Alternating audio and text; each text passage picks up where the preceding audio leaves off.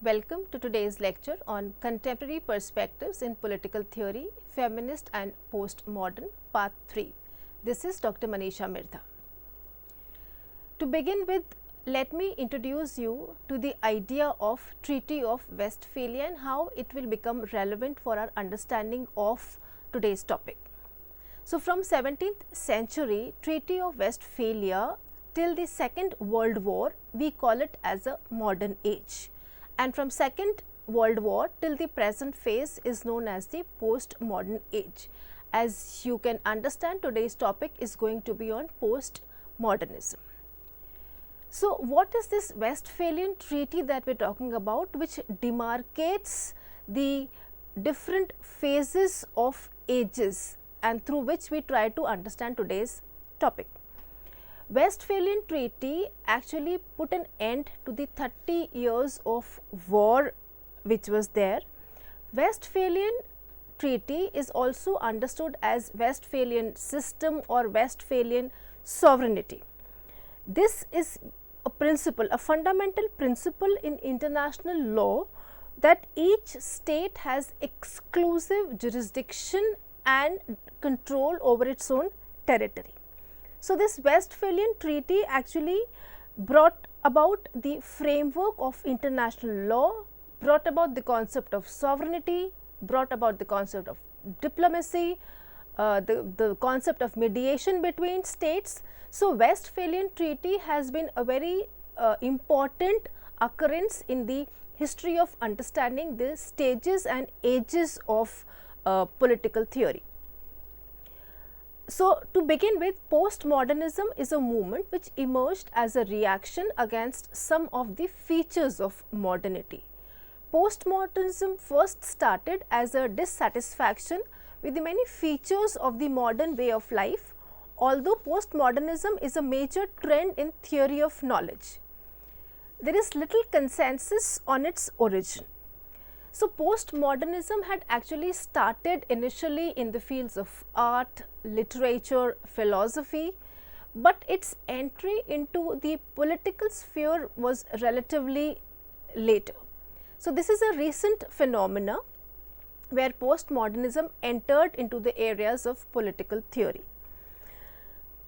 Postmodernism first started as a dissatisfaction, however, there has been little consensus on the origin of the concept itself, but with whatever evidence that we have, it is seen that the term was first used in an article published in 1914 in the Hibbert Journal by J.M. Thompson. And this article actually described the transformation in attitudes and in beliefs within the Christian society at that point of time. So, postmodernism was bringing in a change in the thought processes of the people of the society. Postmodernism is considered as a sharp reaction against the predominance of modernism.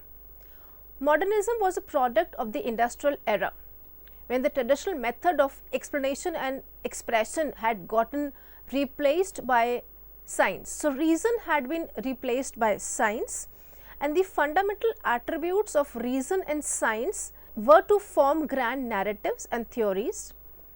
Postmodernism emerged as radical alternatives to modernity.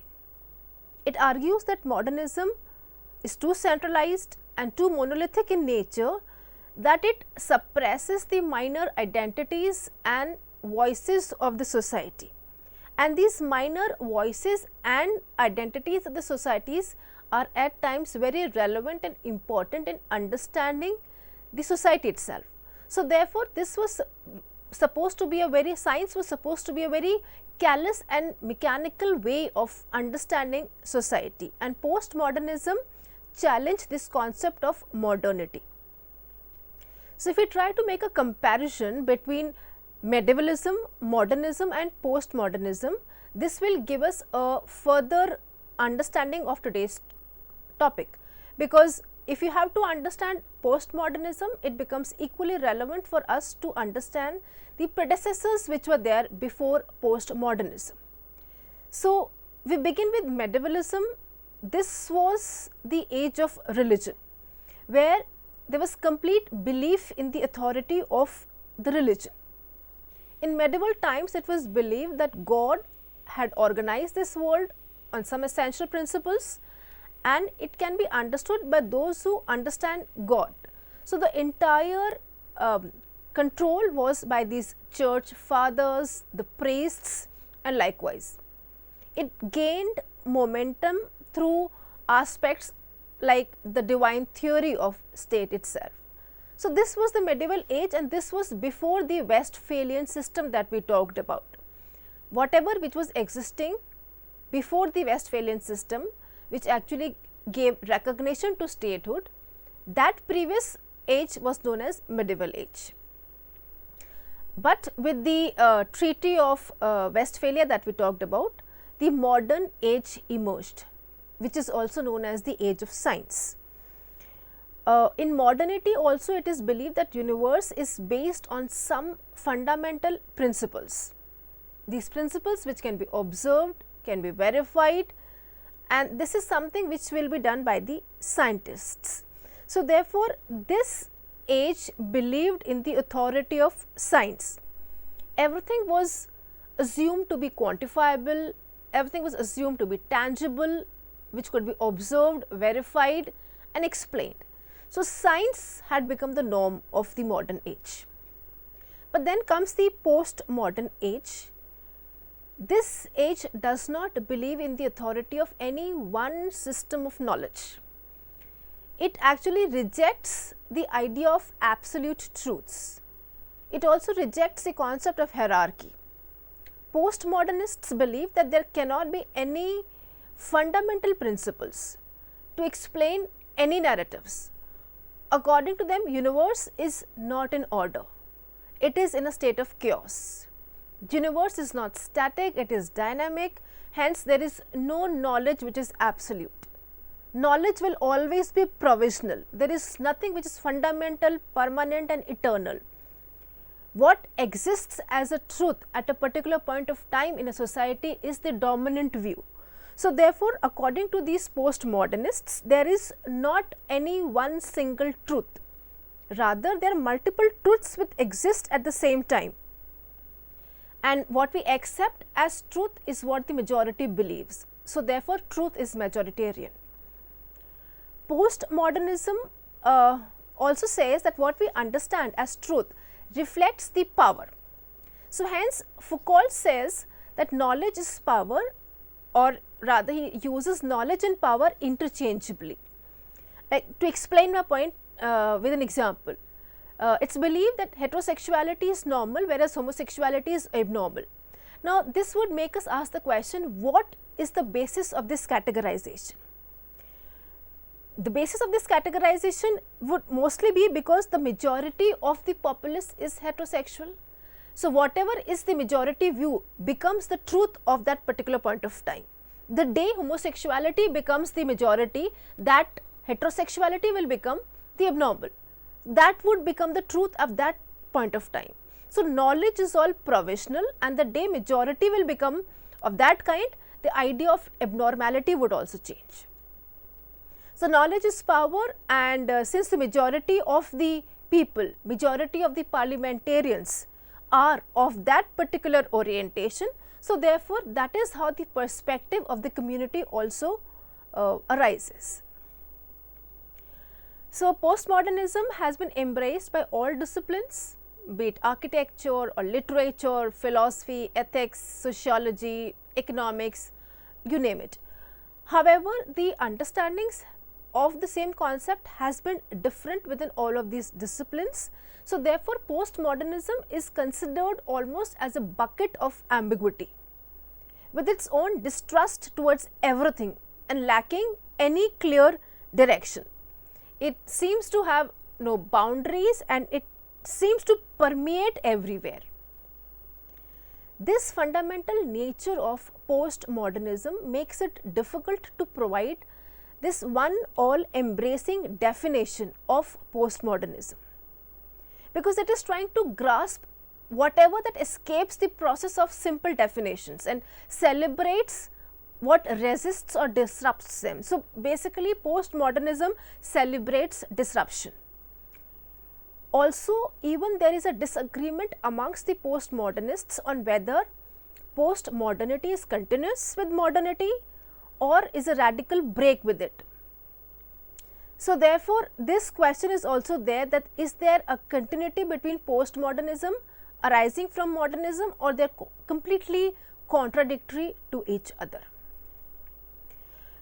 Postmodernism sees the world as contingent, ungrounded, diverse, unstable, indeterminate, and a set of disunited cultures, which would always breed a kind of a skepticism, which would always breed a kind of a apprehension about the objectivity, about the truth, about the norms, about the givenness of the natures, of the coherence of identities.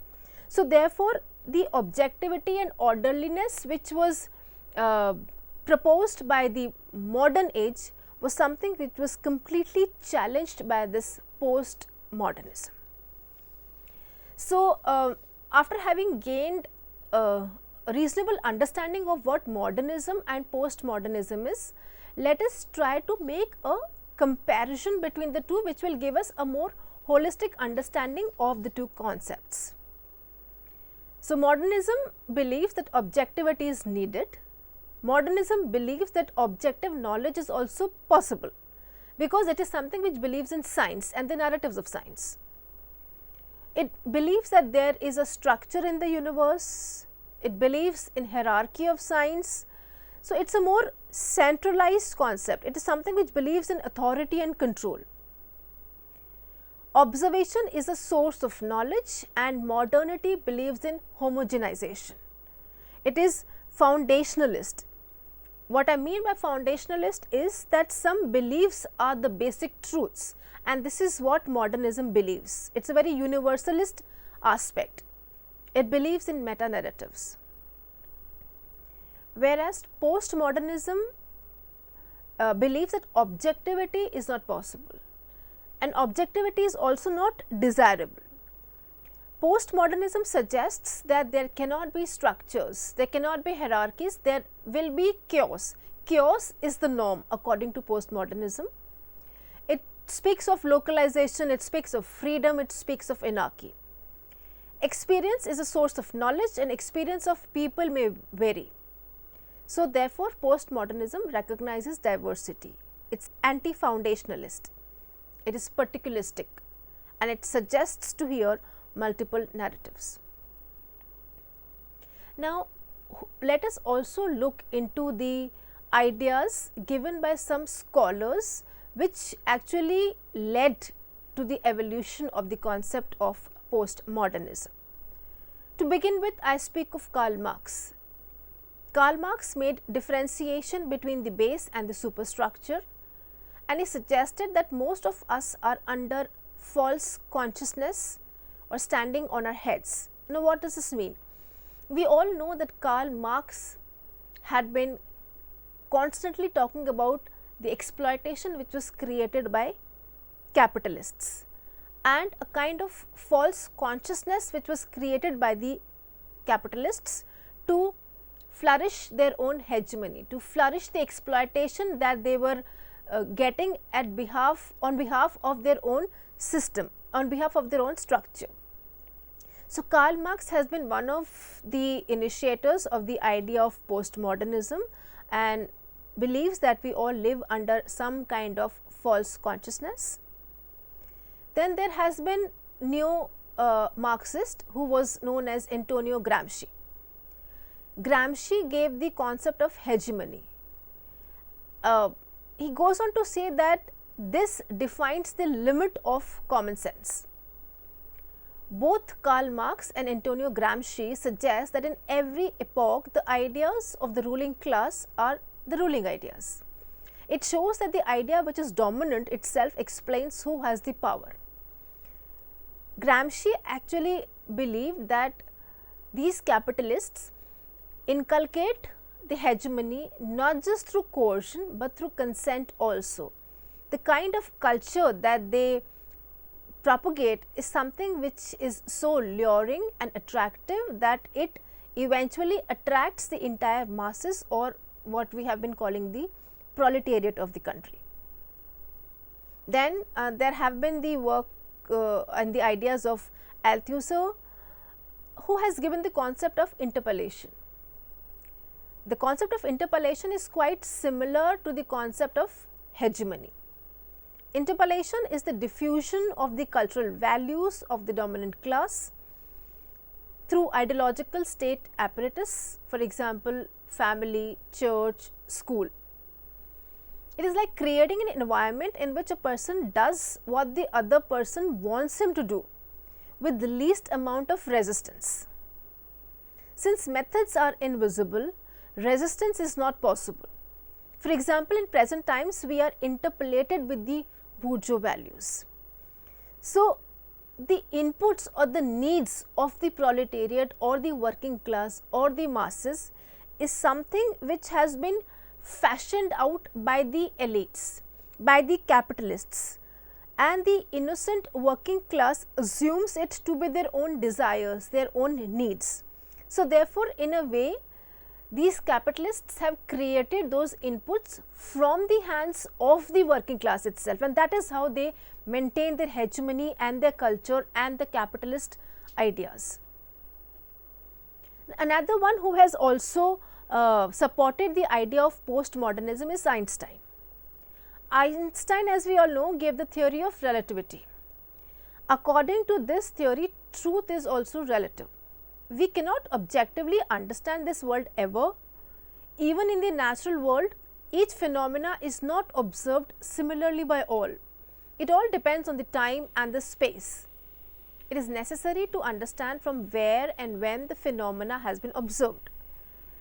So, it implies that a natural phenomena will also be observed differently by different people. Like, say for example, somebody from Berlin to somebody from Baghdad, they will be observing the same phenomena differently. So, then what is the truth? Truth is something which is very dynamic. Another person who has also spoken of the evolution of postmodernism is Thomas Kuhn. He gave this work the structure of scientific revolution, and he gave the concept of paradigm. So, even the scientific theories, not to be called as theories, are all paradigms. Paradigm is a conceptual framework. Scientific community works with some conceptual framework which they call as theory or thesis. So, he says the first stage or the first thesis is when present paradigm is able to answer the problems of the society. The second stage is what he calls the crisis stage, which comes when present paradigm is unable to answer majority of the questions. This is what he would call antithesis, where the search for new paradigm starts. And the third stage shows the evolution of a new paradigm, a new framework, which is accepted by the majority of the scientific community. So, the above concept shows that every knowledge, including the knowledge in the natural sciences, is provisional. There is a synthesis of information. So, these are the three paradigms that you spoke of. Then there has been Karl Popper, who has given the concept of falsification. He suggests that falsification rather than verification is critical to judge scientific nature of theory, and no number of experiments and verifications are enough. A theory might have been verified 1,000 times, but there is still a probability that it can be not verified the next time, it can be proven false the next time. So, this probability will always be there. Then the work of Nietzsche, who is also known as the father of postmodernism and has given the view that God is dead. It implies that there is no ultimate truth. The scholars since beginning are misleading us. The philosophers are liars. He calls Plato to be the biggest liar. He says he not only told that the truth exists, but he also held that it can be known through the reason by philosopher king. So, he put the world under the concept of totalitarianism of the philosophical king. So, this understanding which he gave is also critical to the enlightenment of the tradition, which emphasizes that objectivity and hierarchy of science is questionable. He also gave the concept of will to power. He also gave the concept of Superman. what is this idea of Superman which Nietzsche has talked about?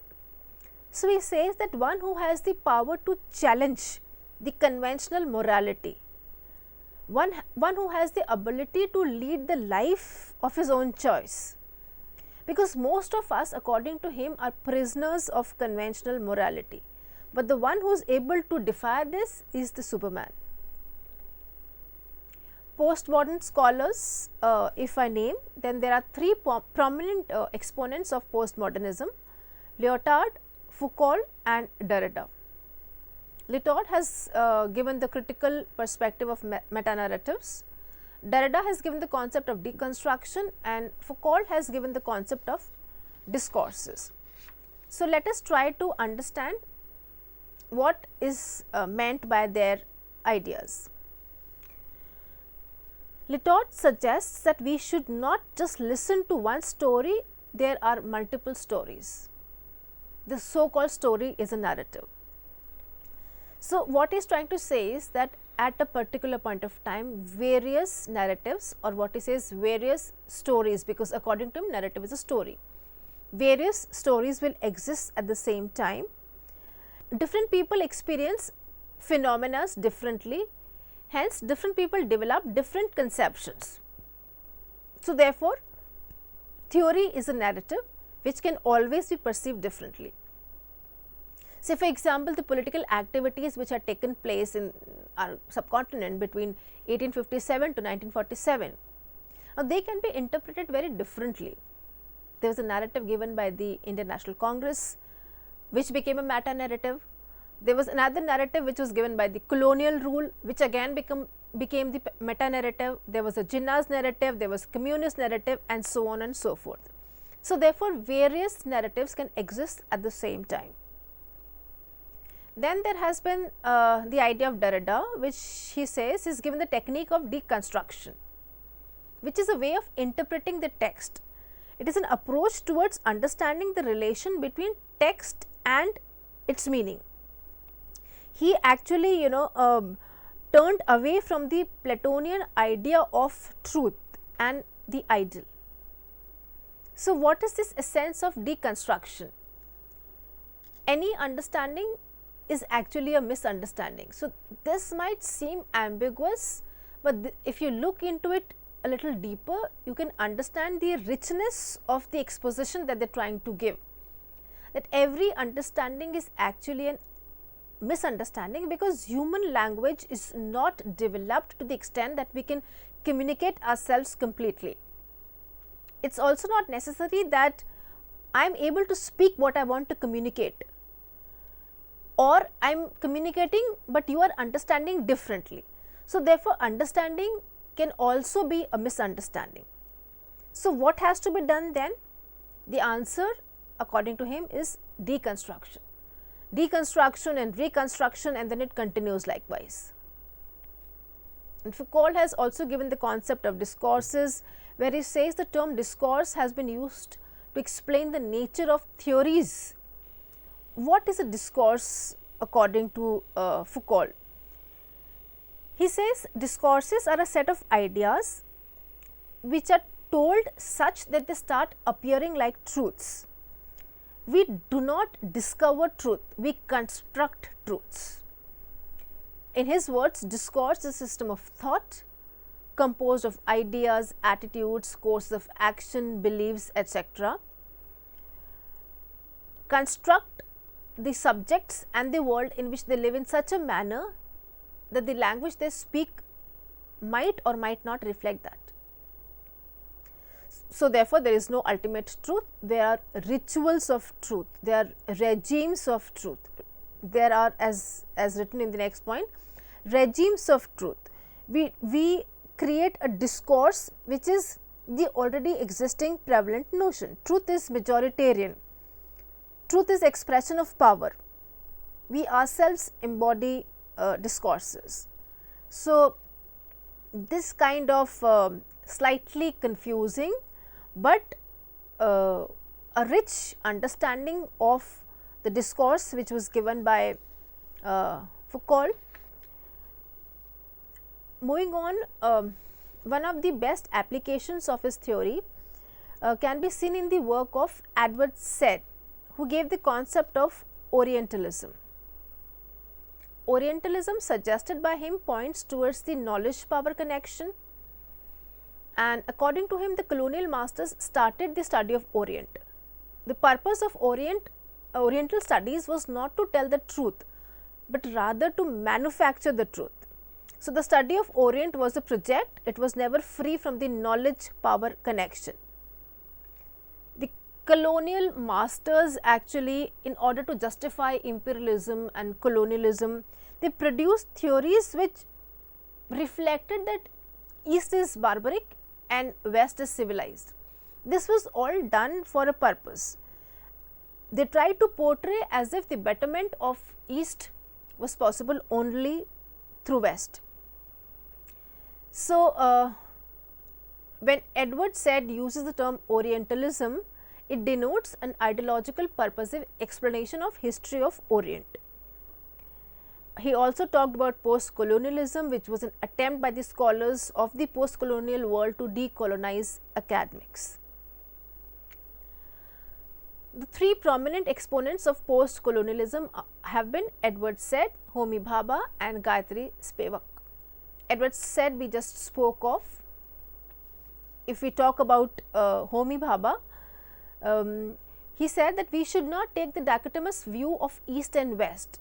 In his book The Location of Culture, he has given the concept of hybridity and rejects the concept of binaries.